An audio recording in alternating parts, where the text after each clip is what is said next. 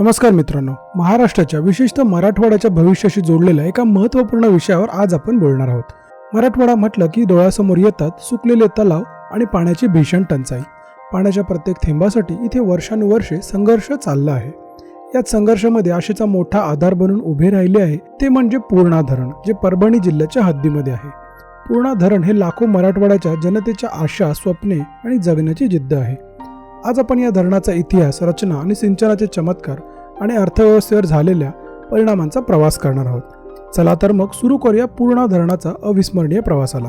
चॅनलवर नवीन असाल तर चॅनलला आत्ताच सबस्क्राईब करा। पूर्णा धरणाचा इतिहास। मित्रांनो, पूर्णा धरणाची कहाणी सुरू होते ती पूर्णा नदीपासून, जी तापी नदीची प्रमुख उपनदी आहे आणि मराठवाड्यासाठी जीवनदायिनी आहे। पूर्णा धरण हे परभणी जिल्ह्याच्या सेलू तालुक्याजवळ येलदरी गावात बांधले आहे। 1950 आणि 1960 दशकातील भीषण दुष्काळातून बाहेर पडण्यासाठी याची निकड होती। पूर्णा प्रकल्पाचे बांधकाम 1957च्या आसपास सुरू झाले आणि 1968 पर्यंत ते पूर्ण झाले। सुमारे दशकभर चाललेले हे काम मराठवाड्यासाठी मोठी तपश्चर्याच होती। हे धरण परभणी आणि हिंगोली जिल्ह्याच्या सीमेवर नदीच्या प्रवाहावर नैसर्गिक साठा होईल अशा मोक्याच्या ठिकाणी बांधले आहे। याची साठवण क्षमता इतकी मोठी आहे की ते अनेक वर्षाच्या दुष्काळामध्ये सुद्धा मराठवाड्याच्या मोठ्या भागाला आधार देऊ शकते। पूर्णा धरण हे मराठवाड्याच्या इतिहासातील जलसुरक्षिततेची हमी देणारा महत्त्वाचा टप्पा आहे। पूर्णा धरणाची रचना त्या काळातील एक मोठे आव्हान होते।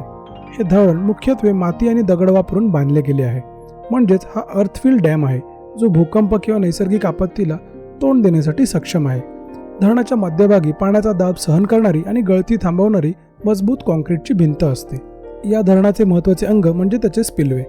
धरणामध्ये पाणी क्षमतेपेक्षा जास्त झाल्यावर ते सुरक्षितपणे बाहेर सोडण्यासाठी स्पिलवेची आवश्यकता असते। पाण्याचे नियंत्रण करण्यासाठी धरणावर मोठे हायड्रॉलिक दरवाजे बसवले आहेत। धरणाचा पाया खोलवर खोदण्यात आला असून तो मजबूत खडकांवर आधारलेला आहे।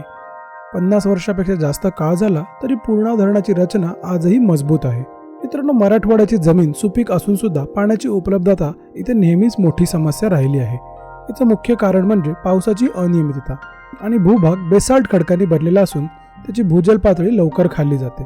शेती मराठवाड्याच्या अर्थव्यवस्थेचा कणा आहे, पण पाण्याच्या कमतरतेमुळे शेतीमध्ये अनिश्चितता वाढून शेतकरी कर्जबाजारी झाले। पिण्याच्या पाण्याची समस्या सुद्धा गंभीर होती। या समस्येवर मात करण्यासाठी नैसर्गिकरित्या उपलब्ध पाण्याचा वर्षभर साठा करण्याची अत्यंत निकड होती, म्हणूनच पूर्णा धरण उभे राहिले। पूर्णा प्रकल्पाचे उद्दिष्ट आणि जलव्यवस्थापन। पूर्णा प्रकल्पाचे मुख्य उद्दिष्ट साठवलेल्या पाण्याचे योग्य व्यवस्थापन करणे हे होते। याची 3 मुख्य उद्दिष्टे होती: सिंचन, पिण्याचे पाणी आणि वीज निर्मिती। सिंचनाच्या माध्यमातून हजारो हेक्टर कोरडवाहू जमिनीला पाणी पुरवणे हे सर्वात मोठे उद्दिष्ट होते। मराठवाड्यासारख्या प्रदेशामध्ये पाण्याचा एकही थेंब वाया जाऊ नये म्हणून जलव्यवस्थापन महत्त्वाचे आहे। जलसंपदा विभाग पाऊसमानाचा अंदाज घेऊन नियोजन करतो। पाण्याचे वाटप रोटेशन पद्धतीने केले जाते, यामुळे प्रत्येक शेतकऱ्याला पाणी मिळते। पाण्याची बचत आणि कार्यक्षमता वाढवण्यासाठी आधुनिक तंत्रज्ञान, स्वयंचलित दरवाजे वापरले जातात। पिण्याच्या पाण्याला सर्वोच्च प्राधान्य दिले जाते। तसंच छोटा जलविद्युत प्रकल्प स्थानिक गरजांसाठी वीज पुरवठा करतो।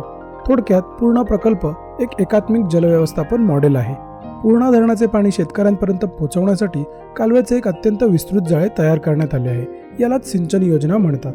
पूर्णा प्रकल्पातून उजवा कालवा आणि डावा कालवा हे 2 मुख्य कालवे काढले गेले आहेत। हे दोन्ही कालवे परभणी, हिंगोली आणि नांदेड जिल्ह्यातील मोठ्या भूभागाला पाणी पुरवतात।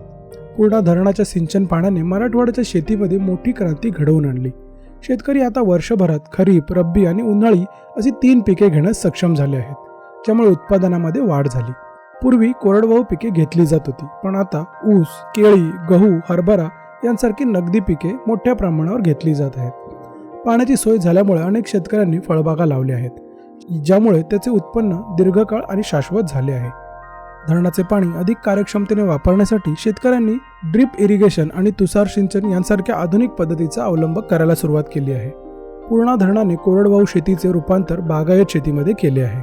तर मित्रांनो, आज आपण पूर्णा धरणाचा सखोल अभ्यास केला। हे धरण फक्त इंजिनिअरिंगचा चमत्कार नाही, तर ते हजारो कुटुंबांना जीवन देणारा, त्यांचे अश्रू पुसणारा एक महान प्रकल्प आहे।